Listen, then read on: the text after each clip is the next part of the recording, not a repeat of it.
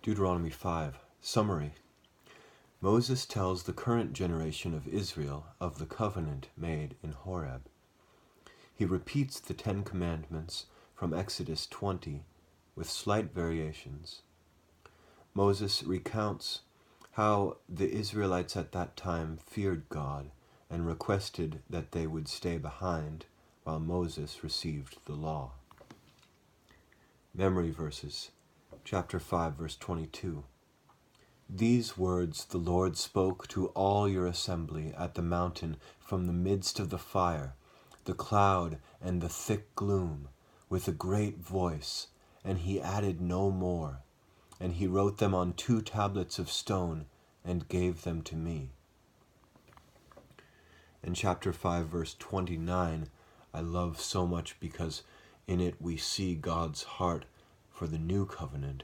We almost see him longing for the new covenant right after he gives the law.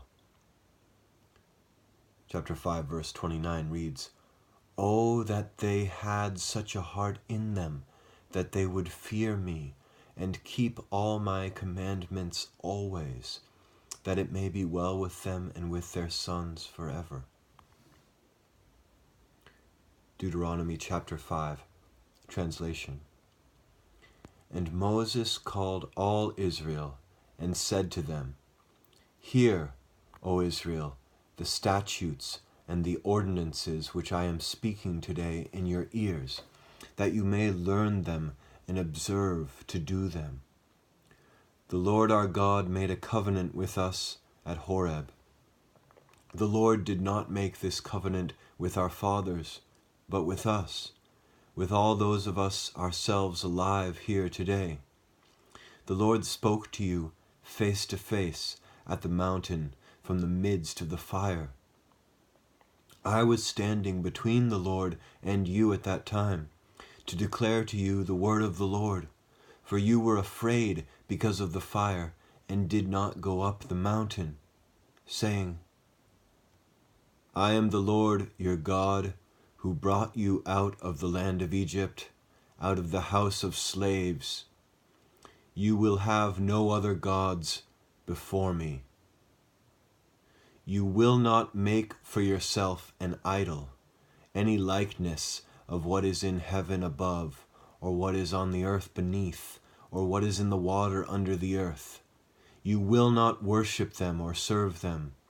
For I, the Lord your God, am a jealous God, visiting the iniquity of the fathers on the children, and on the 3rd and the 4th generations of those who hate me, but showing loving kindness to thousands, to those who love me and keep my commandments.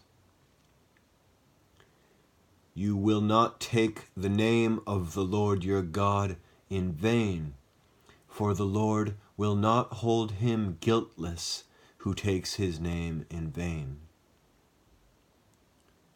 Keep the Sabbath day to sanctify it, as the Lord your God commanded you.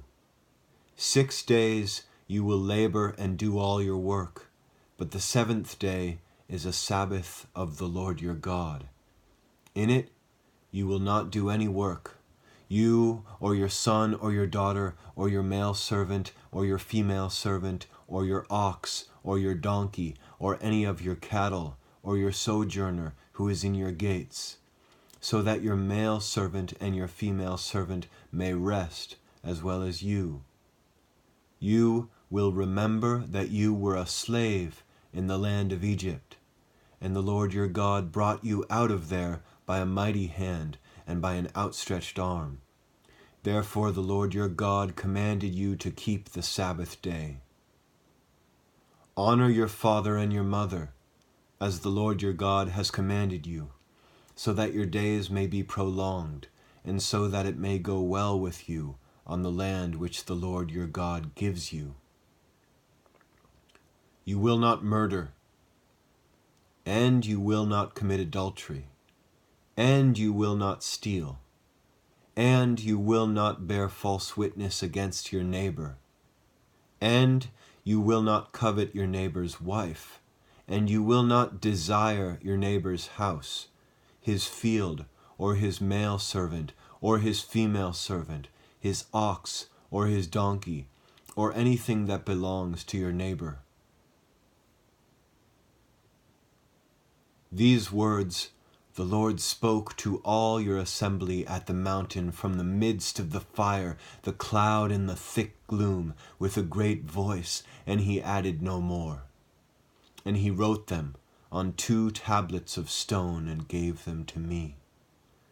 And so it was, when you heard the voice from the midst of the darkness, and while the mountain was burning with fire, that you came near to me, all the heads of your tribes and your elders, and you said, Behold, the Lord our God has shown us his glory and his greatness, and we have heard his voice from the midst of the fire.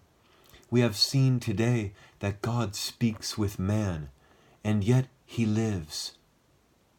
Now then, why should we die? For this great fire will consume us. If we hear the voice of the Lord our God any longer, then we will die. For who is there of all flesh who has heard the voice of the living God speaking from the midst of the fire as we have, and lived? You yourself go near and hear all that the Lord our God says, and speak to us all that the Lord our God speaks to you, and we will hear it and do it. And the Lord heard the voice of your words when you spoke to me. And the Lord said to me, I have heard the voice of the words of this people which they have spoken to you. They have spoken well in all that they have spoken. Oh, that they had such a heart in them, that they would fear me and keep my commandments always, that it may be well with them and with their sons forever. Go, say to them, return to your tents.